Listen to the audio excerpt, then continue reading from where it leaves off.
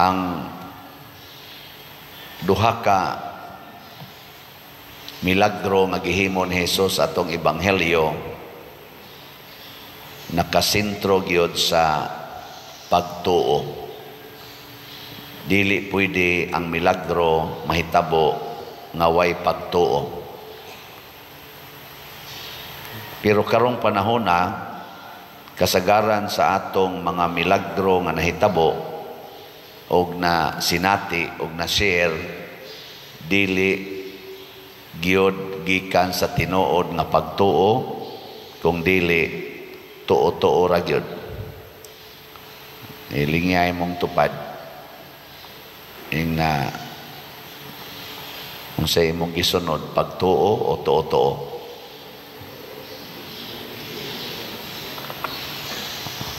Sa may gisunod mao na way klaro. Pero kanang tuo-tuo mahimo sad nang sinugdanan sa pagtuo. Barabag avenue ba nang litan mutuo ka nga ihawan gyud manok ang mag-birthday na unsa may naas manok nga mo mag-iihawon niya ang dugo ihid-hid mas agtang unsa may naa diha tingali timaan lang na nga nituo ka nga kanang dugo mausad na ang dugo nga gipaagas ni Kristo sa cross. Pero ikumpara nimo ang dugo sa manok ug ang dugo ni Kristo, hay may mas taas og bili. Hay may mas makaluwas ang dugo sa manok o dugo ni Kristo.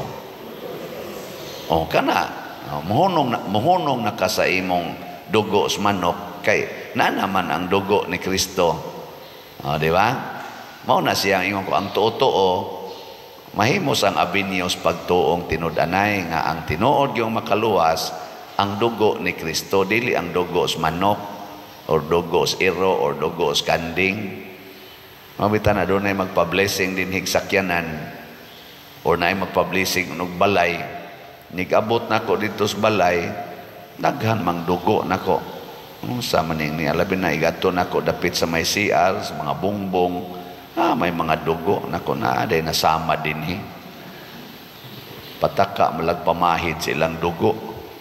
Sa una ba o kasabot oy ilam rin ang padug-andaan nya una nila pablisingan kanang blessing sa balay kanang mga sakramento nga atong dawaton tungod na sa niagas nga dugo diha sa kilid ni Hesus katong dugo og tubig mao na nga nakapabalaan sa simbahan na diha ang 7 ka sakramento ug ang epekto sa tanang mga sakramentals nga himuon sa simbahan tungod na sa dugo ug tubig nga niagas sa kilid ni Hesus.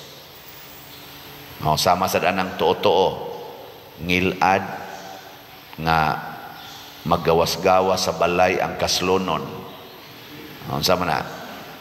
Unsa nang pulonga? Ngilad nga mugawas-gawas sa balay ang mga kaslonon o kanang naay murag dakong event sa imong kinabuhi ayaw na paggawas-gawas sama na tuo mo ana dili ngilad isukod ang Buddha o ang bistis kasal ang sama na tuo mo ana dili ngilad magtabok-tabok o bisitag patay basta naamoy minatay sa inyo. Unsa man na tuo mo ana dili. Istoryahe. Daghan kay mo tuo anay. Unsa man na siya? Mga pulong. Pulong ba? Pulong nga nagdili nato. So mutuo sa doon tata nga ang pulong di ay giya na siya aron dili ta mamiligro. Ang pulong ba giya aron dili ta mamiligro. Mugamit kitag pulong niya. Ang pulong sa Ginoo nagpakatao naman Siya na may nagsulti nato. So ang ato ng paminawon karon, muhunong na tagpaminaw ang pulong sa tao, ari na ta maminaw sa pulong sa Ginoo. Muna pag-abot ng Kristo dinis atong ebanghelyo, sige na siya ingon ni atong babae, nagkurog man tong babae kay gidili man gud ng paghikap ang babae, labi na gyud na sakit, di gina mo hikap og mga religious leader. Ang religious leader di sa na mo hikap og babae. Niya kay ang babae ni sikreto maghikap ni Hesus. Motong nagkurog ang babae, ayay sakpan gyud kuron ani, mapatay gyud kuron ani, or mabunog, masilutan gyud ko ani nganong nihikap ko nya naar ba ko'y hemorrhage. Kay makapahugaw man na sa imong hikapon basta naa kay sakit or labi na gyud makasasala ka. Ana. Nya unsa may gisulti ni Hesus sa babae nga nagkurog? Siya ang imong pagtuo maoy naka-ayo nimo. Lakaw na nga malinawon. Ang pulong ni Hesus mo'y nakapahatag og solusyon sa gibating kahadlok sa babae. Mo na ayaw nagkahadlok karon. Nanglita na kay cancer. Nya stage 4. Moingon dayon ang imong silingan pagpa-chemo. Nya wara ba kay kwarta? Moingon ang doktor pagpakimo gyud. Nya pila ng sesyon anak? Unsa toy sesyon anak? Anang usa ka package ba? Murag mahal man kay na. Tagsiyang ba na ka? Kuan ako kay bawo. Mahal. Ano mangabot man ang mga suwat din magsuwat ba pader wa gyud mi mahimo. Pobre kayo mi. Nya nasakit og cancer. Ako'y cancer. Mao ni ang chemotherapy wa gyud mi mahimo pader. Ana.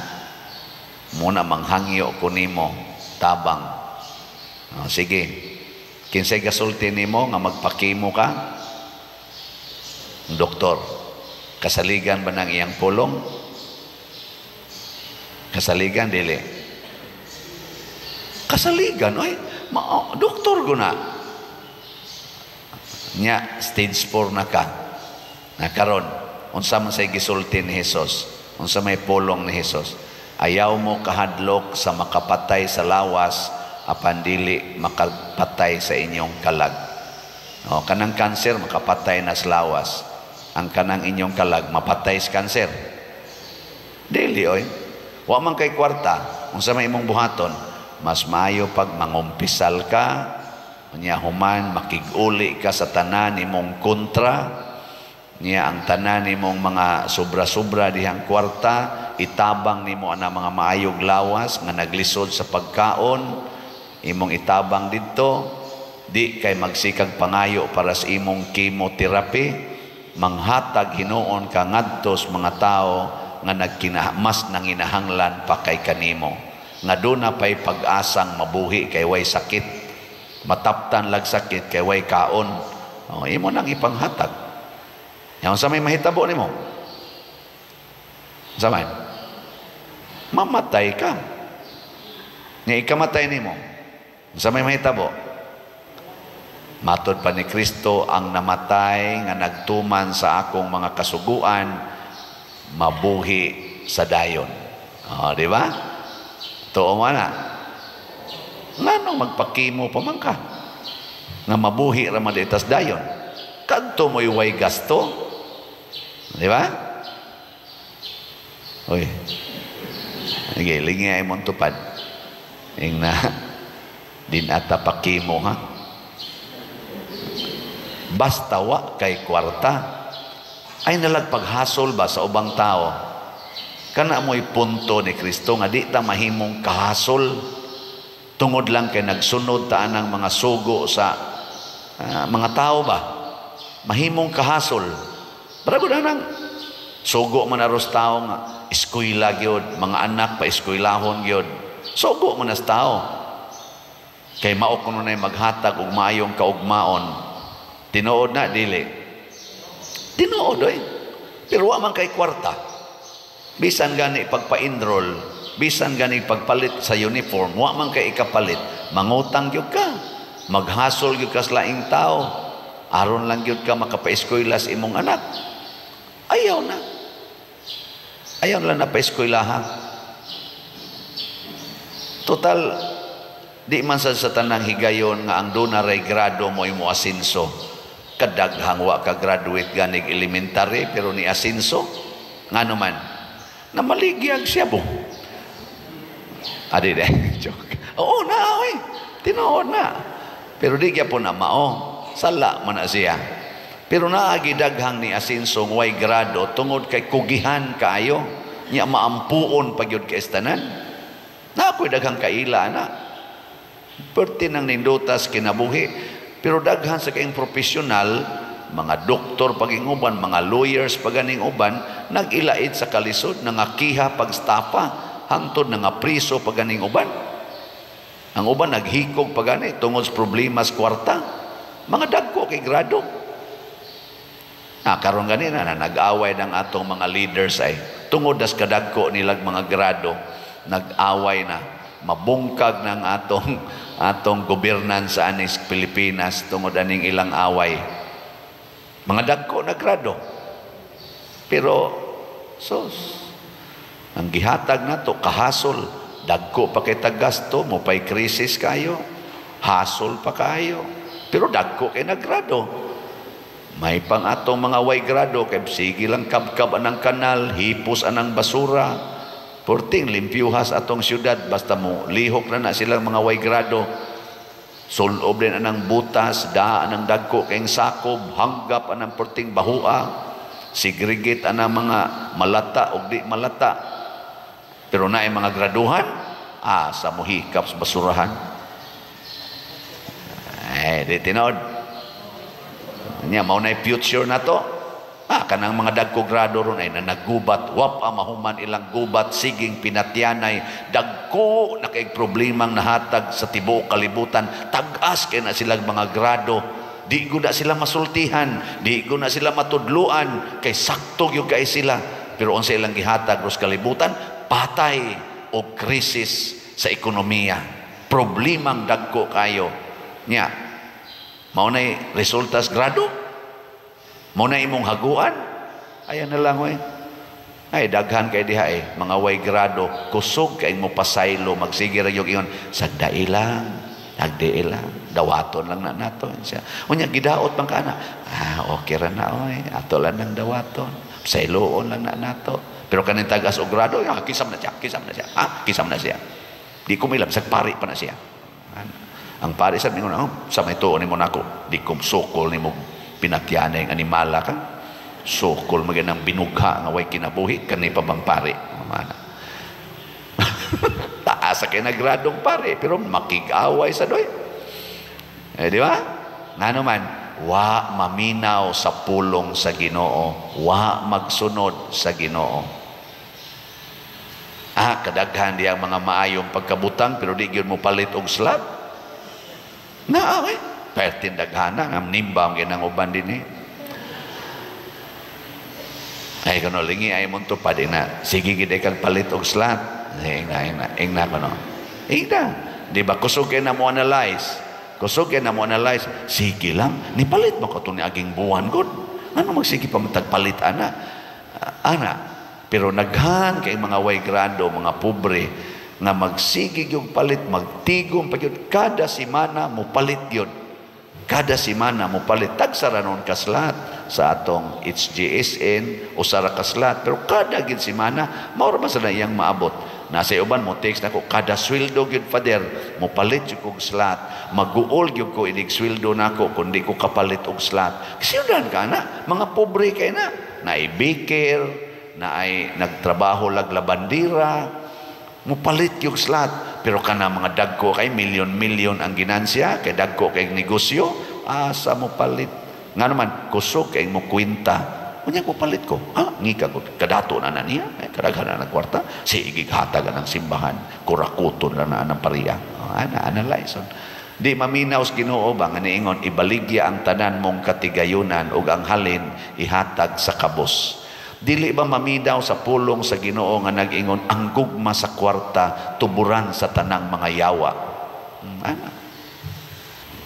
Sana gipamatud-an ba nga naghimo taan tungod kay naminaw tas Ginoo, dili kay maminaw tas atong isig katao. Kay kana ato isig katao makahatag ra gid nagkahasol, makahatag og kabalaka sa atong kinabuhi. Mo na ingos Kristo, ayaw na paminawang nagsigig hilak diha, ayaw na paminawa Jairo or Jairo kanang nag-ingon nimong ayaw na lang na hasula ang Ginoo. Tuo nako, kita ray manaka didto.